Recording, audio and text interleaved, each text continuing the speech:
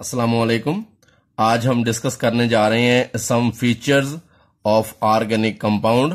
तो organic compound के कुछ फीचर्स यहां डिस्कस करेंगे, गौर कीजिएगा। तो जो सबसे पहला फीचर है वो है peculiar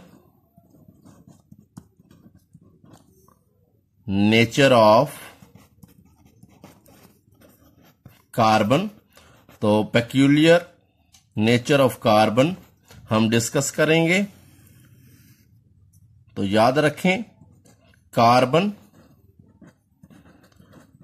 form millions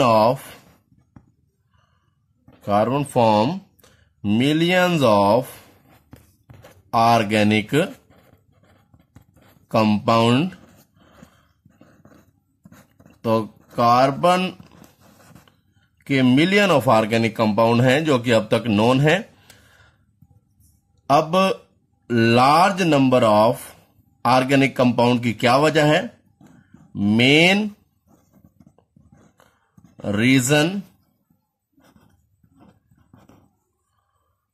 for large number of organic compound, organic compound के ज्यादा पाए जाने की वजह, उनकी तादाद ज्यादा होने की वजह क्या है? तो उसकी जो मेन रीजन है वो है जी कैटिनेशन। कैटिनेशन की वजह से ऑर्गेनिक कंपाउंड बहुत ज्यादा तादाद में पाए जाते हैं। तो हम देखेंगे कि ये कैटिनेशन क्या है। गौर करें, the property of carbon atom to link with other carbon atoms to form long chains and rings। तो कार्बन की यह सलाहियत है कि वो दूसरे कार्बन एटम के साथ जो लिंक होता चला जाता है, कार्बन कार्बन बॉन्ड बनाता चला जाता है, लॉन्ग चेन्स बनाता है और रिंग्स बनाता है। कार्बन एटम्स के रिंग्स वाले कंपाउंड बनाता है। तो the property of carbon atom to link with other carbon atom. तो ये कार्बन एटम दूसरे कार्बन एटम से लिंक होता चला जाता है और ये लॉन्ग चेन्स बनाता है, रिंग्स बनाता है। तो लॉन्ग चेन्स और रिंग बनाने की ये जो प्रॉपर्टी है इसको कैटिनेशन कहते हैं। तो हम कहते हैं इसे this self linking property of carbon is called catenation. तो ये कार्बन की जो सेल्फ लिंकिंग प्रॉपर्टी है इसको कैटिनेशन के नाम से जाना जाता है कि कार्बन एटम से लिंक होता चला जाता है, लॉन्ग चेन्स बनाता है। वो चेन स्ट्रेट भी हो सकती हैं, वो चेन ब्रांच भी हो सकती हैं। और कार्बन जो है वो कार्बन से लिंक होके जो रिंग्स भी बनाता है। तो कार्बन की वह प्रॉपर्टी जिसकी वजह से वो दूसरे कार्बन एटम से लिंक होकर लॉन्ग चेन्स और रिंग्स बनाता है, इस सेल्फ लिंकिंग प्रॉपर्टी को हम कैटिनेशन के नाम से जानते हैं। और ये कैटिनेशन ही मेन रीजन है कि ऑर्गेनिक कंपाउंड बहुत ज्यादा तादाद में है। मिलियंस ऑफ ऑर्गेनिक कंपाउंड अब तक नोन है। यहां एक क्वेश्चन बनता है, बड़ा अहम क्वेश्चन है, वाई ऑर्गेनिक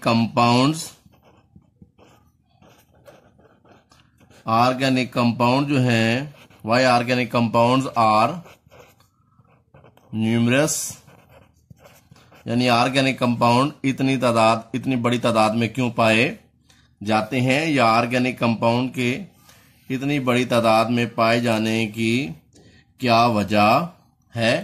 तो जैसे कि पहले बताया गया है कि कार्बन की यह सलाहियत है कि वो दूसरे कार्बन एटम से लिंक होकर लॉन्ग चेन्स बनाता है। वो चेन स्ट्रेट चेन भी होती हैं, ब्रांच भी होती हैं, कार्बन रिंग्स भी बनाता है। तो इस वजह से तो पहली मेन रीजन क्या है, ड्यू टू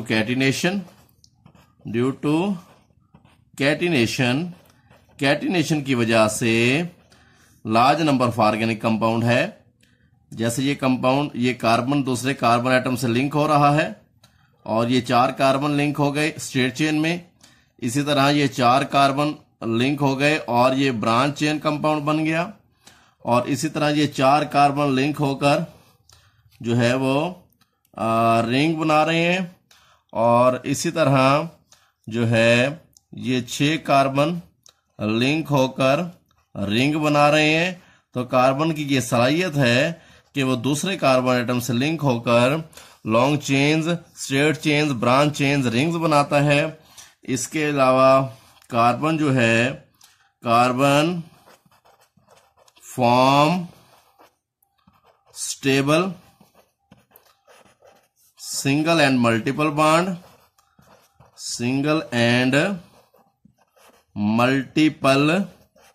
बॉन्ड। तो कार्बन की ये सलाहियत है कि वो कार्बन सिंगल बॉन्ड भी बनाता है, स्टेबल बॉन्ड बनाता है, स्ट्रॉन्ग बॉन्ड बनाता है। और कार्बन मल्टीपल से मुराद है कार्बन डबल बॉन्ड की बात हो रही है और कार्बन ट्रिपल बॉन्ड की बात हो रही है। तो कार्बन सिंगल बॉन्ड भी बनाता है, डबल बॉन्ड भी बनाता है, कार्बन ट्रिपल बॉन्ड भी बनाता है, और चेन्स भी बनाता है, रिंग्स भी बनाता है। तो ये रीजंस हैं ऑर्गेनिक कंपाउंड्स के ज्यादा पाए जाने की कि कार्बन स्टेबल, सिंगल और मल्टीपल बॉन्ड आपस में बना लेते हैं। इसके अलावा जो कार्बन है, carbon form strong bonds, carbon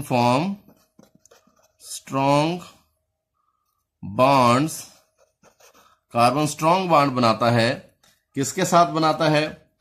hydrogen के साथ, ऑक्सीजन के साथ, नाइट्रोजन के साथ, सल्फर के साथ, हैलोजेंस के साथ।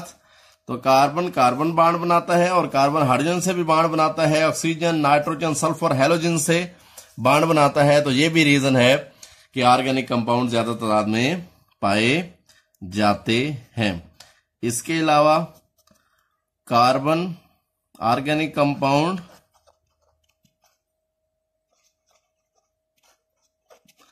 आइसोमरिज्म का मुजाहरा करते हैं। ऑर्गेनिक कंपाउंड आइसोमरिज्म का मुजाहरा करते हैं। तो ये भी रीजन है ऑर्गेनिक कंपाउंड के ज्यादा पाए जाने की।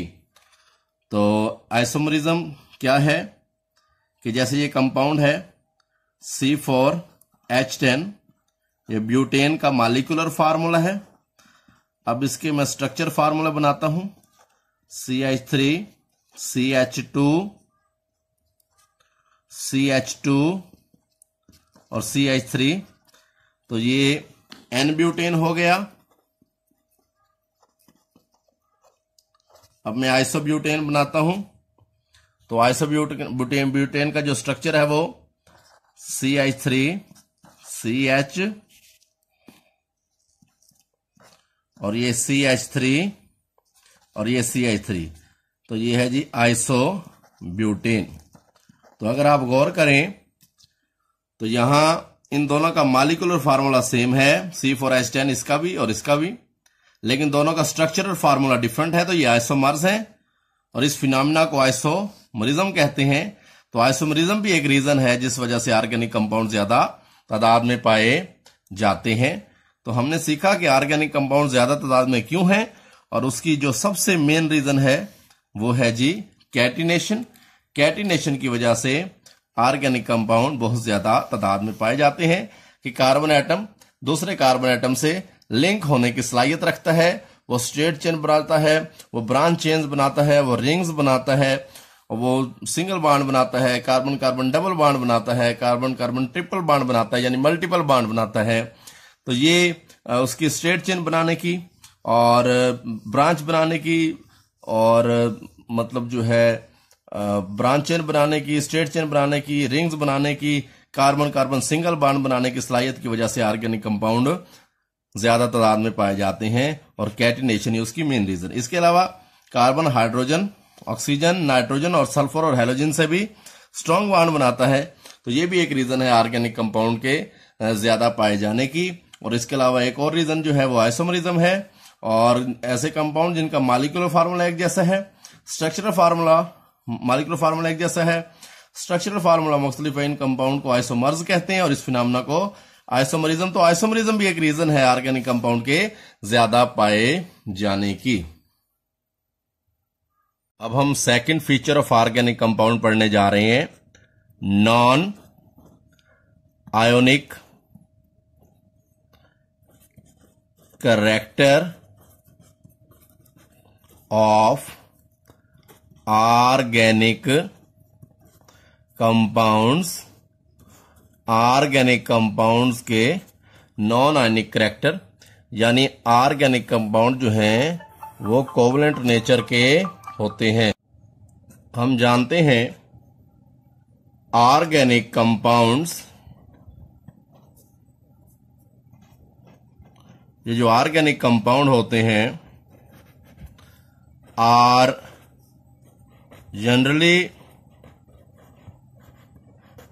Covalent compound. Organic compound covalent compounds होते हैं, यानी कोवलेंट नेचर के होते हैं, क्योंकि ऑर्गेनिक कंपाउंड का मेन कॉन्स्टिट्यूएंट कार्बन होता है और कार्बन जो है वो कार्बन एटम से बॉन्ड शेयरिंग के जरिए बनाता है, यानी कोवलेंट बॉन्ड बनाता है। इसलिए ऑर्गेनिक कंपाउंड, जो ऑर्गेनिक कंपाउंड्स होते हैं, do not give ionic reaction. तो ऑर्गेनिक कंपाउंड के रिएक्शन आयनिक नेचर के नहीं होते। Organic compound do not give ionic reactions. Next feature पढ़ते हैं ऑर्गेनिक कंपाउंड का, वो है जी सिमिलैरिटी इन बिहेवियर। तो ऑर्गेनिक कंपाउंड के बिहेवियर में सिमिलैरिटी पाई जाती है। ऐसा क्यों होता है? तो उसकी जो रीजन है वो है existence of homologous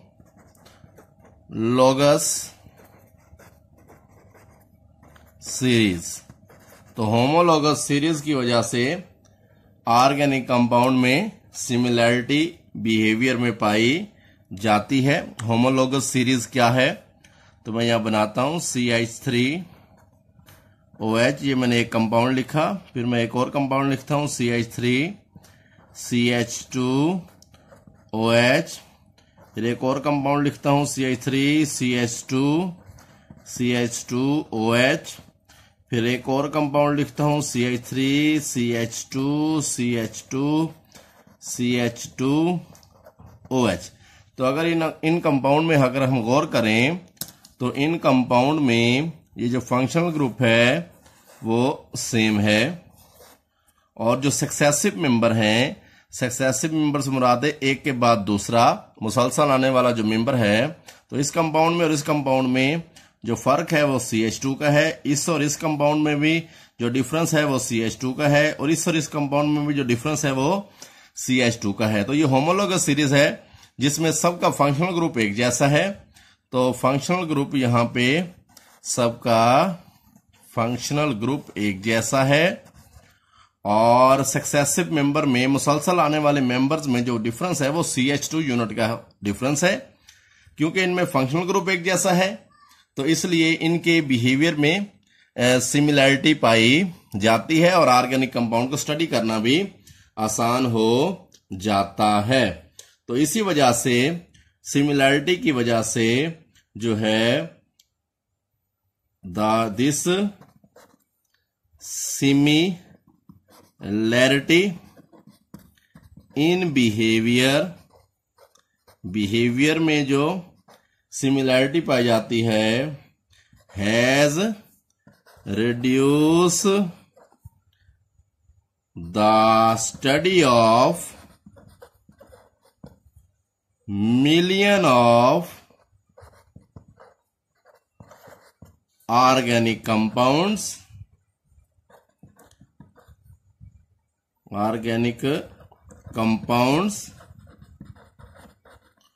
to only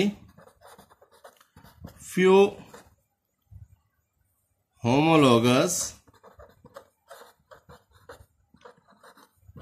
series। तो ऑर्गेनिक कंपाउंड की जो स्टडी है वो रिड्यूस होकर सिर्फ चंद होमोलोगस सीरीज तक रह जाती है और उनको स्टडी करना आसान हो जाता है। जैसे ये सारे हैं तो ये सारे कंपाउंड अल्कोहल हैं बेसिकली और इनमें सब में फंक्शनल ग्रुप सेम है तो इनको सबको स्टडी करना आसान, क्योंकि होमोलोगस सीरीज में फंक्शनल ग्रुप एक जैसा होता है इसलिए जो है वो बिहेवियर में सिमिलैरिटी पाई जाती है और इनको स्टडी करना आसान हो जाता है।